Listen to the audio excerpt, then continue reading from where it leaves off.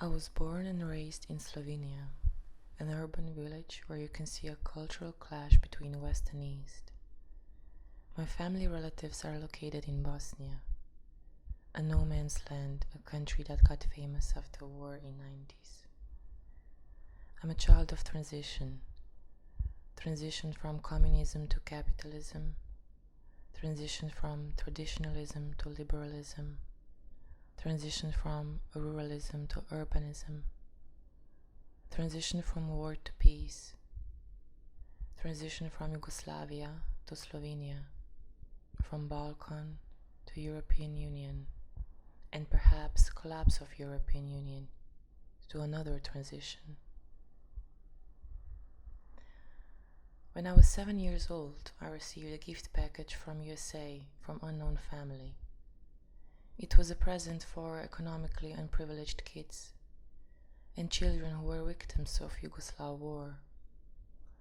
In the package there was also their family portrait photography and home address in case I ever write them back. Since my level of English was insufficient, I wasn't able to write complete sentences. I started my letter with, "Thank you for the candies and toys. I'm Jamie and I'm a Muslim." That letter was never sent back because I knew I didn't explain myself properly with those words. My aim was to tell them, "I'm thankful for your courtesy, but I have to tell you something. People told me I'm a Muslim, and there is something terribly wrong with that. My family is tortured, murdered, robbed, burned, raped, and chased away. I don't know what we have done wrong. I feel guilty for being a Muslim. We must be very bad people. If you knew my handicap, would you still send me this gift?"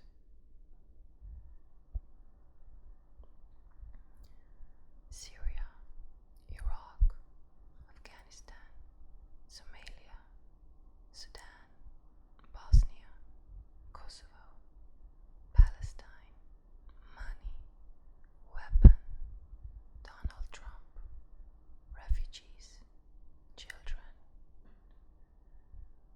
People ask me what I am. Am I a Muslim or not? Am I a Bosnian or Slovenian? To my luck, they were never confused with my gender. But the answer has a complex notion. I'm not a Muslim because I believe religion is a social construct and it does not define your DNA. But I do have Islamic heritage, which is not the same. But explain that to people who are bringing assumptions based on where you come from. Others define me as one, and they defined me as one in the past.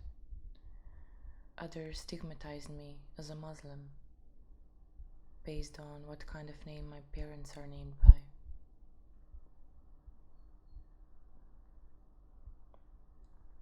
I don't identify myself through religion, but the others identify me as such based on certain cultural patterns and ornaments that people make assumption of my identity.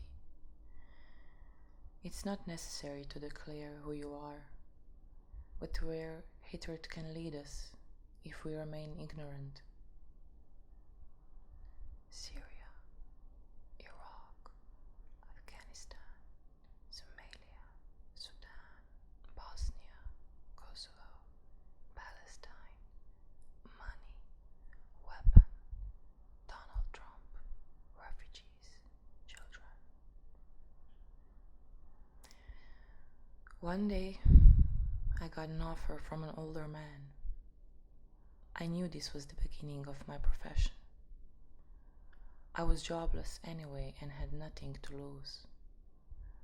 The reason why I did it was to overcome my fears and perhaps see the world with different eyes, to gain new perspectives.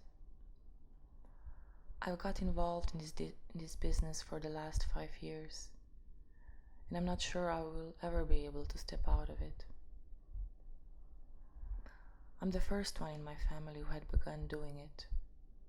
They try their best to understand it, but it's difficult since no one ever had experience in this labor.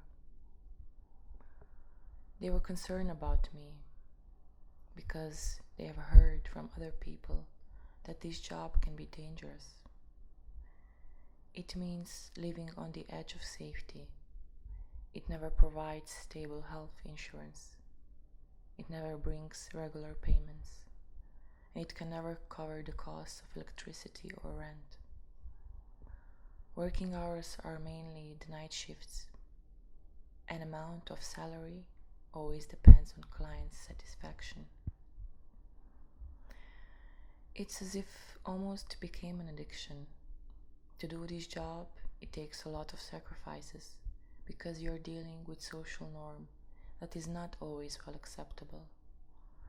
It offers you different life situations that regular life wouldn't give you.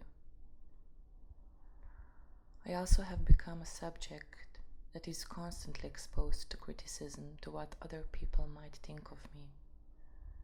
Questions arises: will I ever have kids? A normal family? A husband who will understand my lifestyle and support me despite the fact that sometimes I use my body as an instrument for my work? I wonder how his family and surrounding will perceive me. Will I ever be free of judgment and be understood as a normal person without being stigmatized? I'm a woman who had 2 abortions. My body was going through transformation.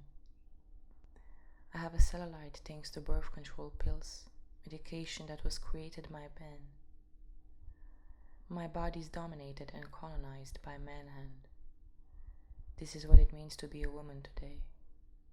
But you don't like my body. You're judging my body. Syria, Iraq, Afghanistan, Somalia, Sudan, Bosnia, Kosovo, Palestine, money, weapon, Donald Trump, refugees, children.